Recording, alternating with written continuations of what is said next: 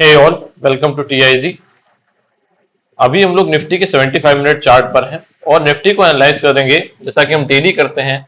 Institutions के according Nifty को समझते हैं कि आने वाले समय में निफ्टी में क्या हो सकता है। तो निफ्टी की अगर बात करें तो कल के दिन हमने क्या डिस्कस किया था।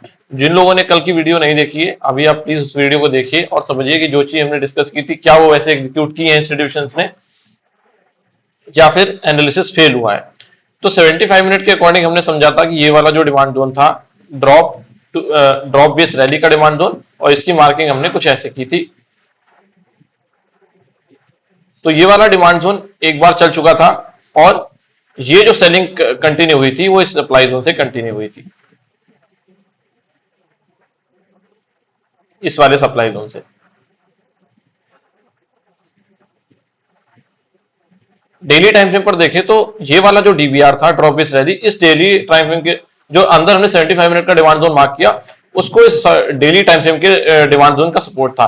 कल के दिन मैंने क्या बताया था कि 75 मिनट पर जो हमने डिमांड जोन मार्क किया था उसने तो अपना काम कर दिया है, लेकिन 25 मिनट वाला जो डिमांड जोन था जिसको हम ओरिजिन मान रहे थे, वो डिमांड जोन अभी बचा हुआ है। और वो एक प्रोबेबिलिटी ऐसी है कि स्लाइट रिएक्शन वहां से देखने को मिल सकता है, ज्यादा रिएक्शन देखने को नहीं मिलेगा, ऐसा डिस्कस किया था हमने। उसके पीछे रीजन क्या था? क्योंकि इंस्टीट्यूशंस के जो ऑर्डर होते हैं वो हायर टाइम फ्रेम के डिमांड जोन के अंदर होते हैं, और हायर टाइम फ्रेम का डिमांड जोन जो डेली का था वो रिस्पेक्ट हो चुका था। उसके अकॉर्डिंग जो 75 मिनट का डिमांड जोन था वो भी रिस्पेक्ट हो चुका था। मतलब ऐसा कंसीडर कर रहे थे कि मैक्सिमम ऑर्डर जो इंस्टीट्यूशन के थे, प्रोबेबिलिटी ऐसी है कि वो एग्जीक्यूट हो चुके थे। तो जो 25 मिनट का ऑर्डर 25 मिनट का डिमांड जोन कंसीडर करने के पीछे रीजन क्या था? रीजन ये था कि ये ओरिजिन था। तो ओरिजिन पर हम कई बार रिलाई करते हैं जब हमारे कोई ओवरलैपिंग जो डिमांड जोन होते हैं वो टेस्ट हो जाते हैं, फिर भी ओवरलैपिंग को हमें वैल्यू देनी होती है। बट हम उतनी वैल्यू नहीं दे सकते कि जैसा कि मैंने कल वीडियो में ये बोला था कि डायरेक्ट अगर प्राइस इस डिमांड जोन तक आ जाता तो हमें बहुत अच्छा रिएक्शन देखने को मिल सकता था। लेकिन अभी क्या हुआ, प्राइस इस डिमांड जोन को टच करता है, फिर एक सेलिंग प्रेशर लेके आ जाता है, और देखिए सेलिंग प्रेशर ने अपना काम किया और एक बड़ी रेड कैंडल बना दी इस time frame 25 minute time frame पर। और उसके बाद प्राइस क्या हुआ, इस डिमांड जोन के अंदर एंटर कर जाता है। तो अगर किसी को लगा हो कि ये साइडवेज क्यों हो गया प्राइस, तो साइडवेज इसी वजह से हो गया क्योंकि इस डिमांड जोन के अंदर प्राइस एंटर कर गया और इंस्टीट्यूशन के ऑर्डर जो थे पेंडिंग वो एग्जीक्यूट होना शुरू हो गया। मतलब वो अपनी पोजीशन को डिफेंड करना शुरू कर दिया उन्होंने। और अगर आप देखें तो इस 25 मिनट पर के टाइम फ्रेम पर बहुत देर के लिए प्राइस साइडवेज हुआ और लास्ट में हमें क्या हुआ, एक जो मूव दिख गई जो हमने एक्सपेक्ट किया था कि हाँ भाई कुछ तो मूव आएगी यहां से। अगर इस मूव की बात करें तो 24565 से लेकर 24646 अराउंड 80 टू 90 पॉइंट की एक मूव हमें देखने को मिल गई है इस डिमांड जोन की प्रॉक्सिमल लाइन से। अगर बात करें नीचे से तो हमें काफी अच्छा मूव देखने को मिला है, बट कंसीडर हम क्या करेंगे प्रॉक्सिमल लाइन के हिसाब से, क्योंकि प्रॉक्सिमल लाइन के अकॉर्डिंग हम अपना प्लान करते हैं कि यहां से क्या मूव अपसाइड हो सकती है, कितने पॉइंट्स में मिल सकते हैं।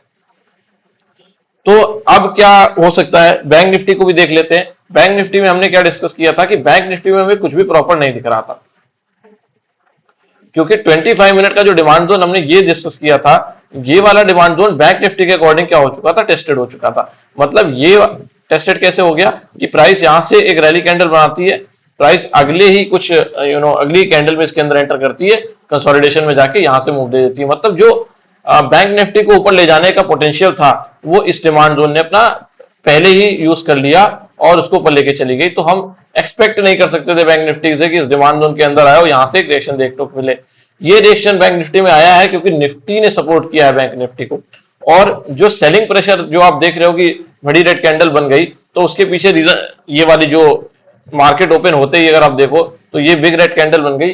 तो इसके पीछे रीजन क्या था, निफ्टी में भी ये फॉर्म हुई,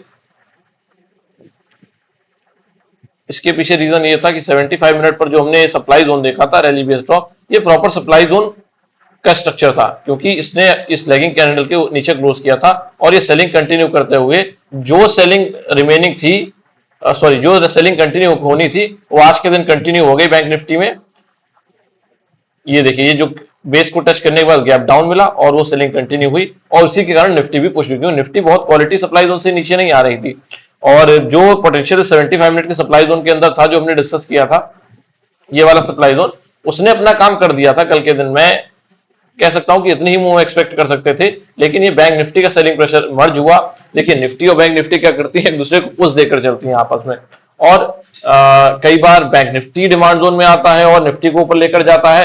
निफ्टी के पास क्वालिटी का डिमांड जोन नहीं होता, बट बैंक निफ्टी के पास होता है और बैंक निफ्टी निफ्टी को पुश देता है। सिमिलर चीज सप्लाई जोन के साथ होती है और सिमिलर चीज निफ्टी भी करती है बैंक निफ्टी के साथ। तो इस चीज को समझने की जरूरत है। जितना ज्यादा डिमांड सप्लाई थ्योरी को आप रीड करने की कोशिश करेंगे, उतना आपको इंटरेस्टिंग लगेंगी चीजें और उतना समझ में आएंगी। जिन्हें पता नहीं है कि डिमांड जोन सप्लाई जोन क्या होता है, वो प्लीज मेरे चैनल पर जाएं और देखें how to trade demand zone and supply zone. ये वीडियो मैंने डाला है, how to trade demand zone and supply zone. आप इसमें स्ट्रक्चर रीड करिए, देखिए इंस्टीट्यूशंस कैसे काम करते हैं, तो फिर आपको चीजें और ज्यादा क्लियर होगी और ये एनालिसिस बहुत ज्यादा क्लियर होगा कि हम ये एनालिसिस किस बेसिस पे कर रहे हैं, वो कैसे कर रहे हैं। तो जो प्लान किया था उस अकॉर्डिंग ऑलमोस्ट चीजें गई। इस डिमांड जोन ने अपना काम किया।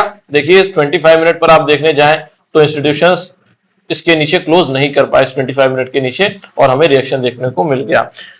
रिएक्शन इतना ज्यादा नहीं हो सकता था, हमने कल ही डिस्कस किया था, क्योंकि डेली टाइम फ्रेम का जो डिमांड जोन था वो टेस्टेड हो चुका था। उसने मैक्सिमम काम अपना कर दिया था। जो स्लाइड काम बचा था वो यहां से इस 25 मिनट डिमांड जोन ने कर दिया।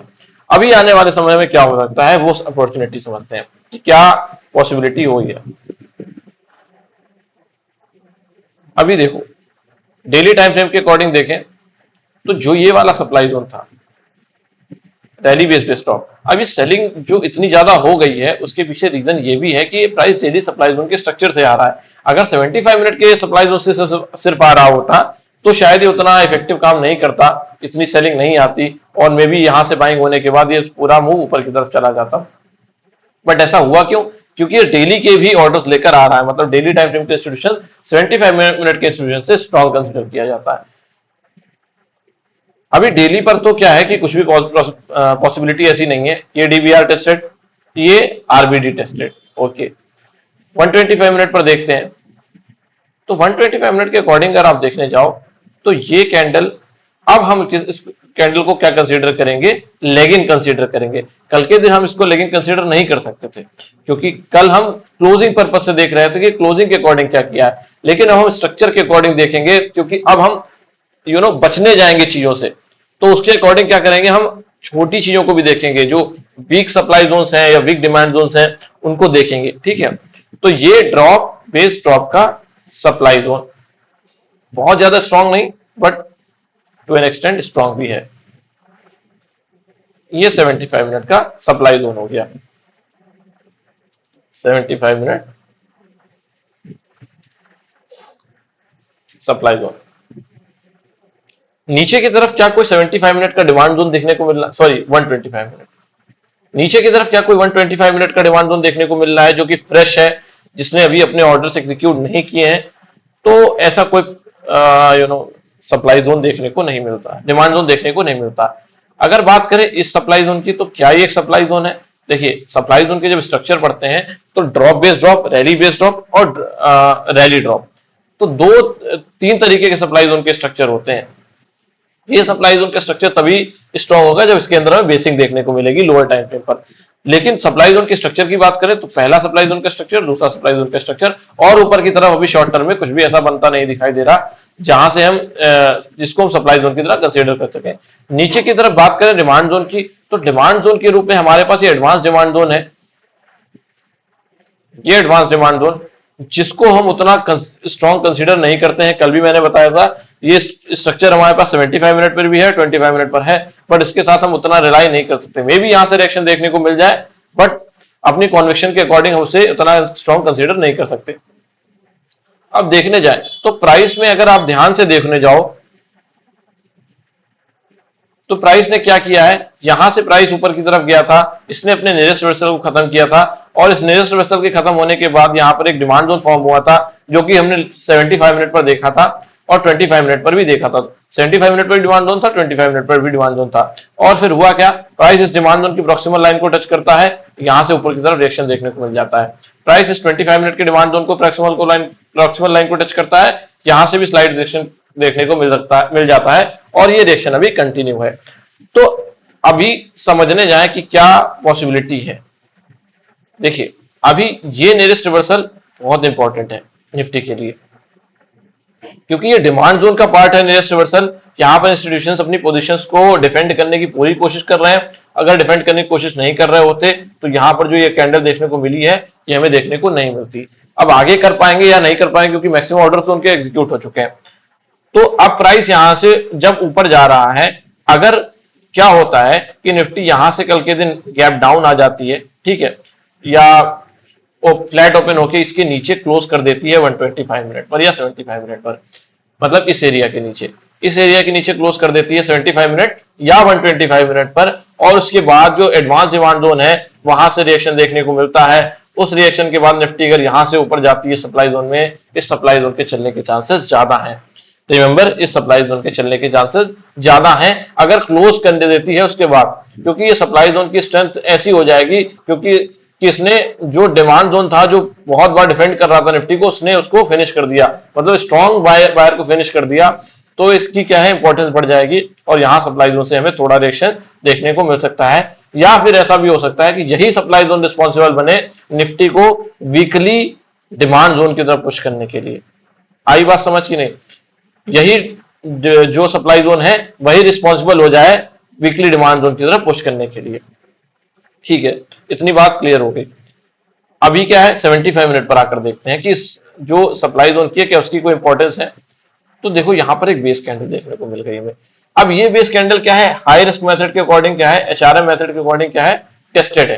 ठीक है, यहां पर देखो आप, तो ये वाला जो इस तरीके से हम प्रॉक्सिमल लाइन डालेंगे यहां पर, और इस तरीके से डिजिटल लाइन डालेंगे,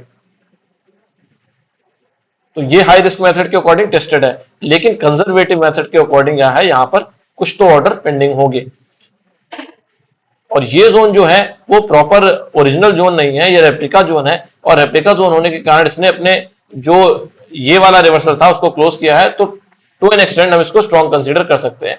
मतलब ये वाला सप्लाई जोन अभी इसके अंदर इंटैक्ट है। 25 मिनट पर अगर देखने जाएं तो 25 मिनट पर भी इसके अंदर एक स्ट्रॉन्ग सप्लाई जोन देखने को मिल जाता है। मतलब बेसिक तीनों टाइम फ्रेम के अंदर है और अच्छी बेसिंग है। और 25 मिनट के बाद 25 मिनट टाइम फ्रेम की बात करें तो काफी स्ट्रॉन्ग रिएक्शन है। देखो दो लेग आउट है। तो अगर निफ्टी कल को क्या होता है, डायरेक्ट सप्लाई जोन में गैप अप होती है, क्योंकि हमें इस डिमांड जोन से तो प्रेशर मिल ही रहा है। ये वाला जो डिमांड जोन हमने ये वाला डिमांड जोन जो हमने मार्क किया था वहां से तो हमें रिएक्शन देखने को मिल ही रहा है ना।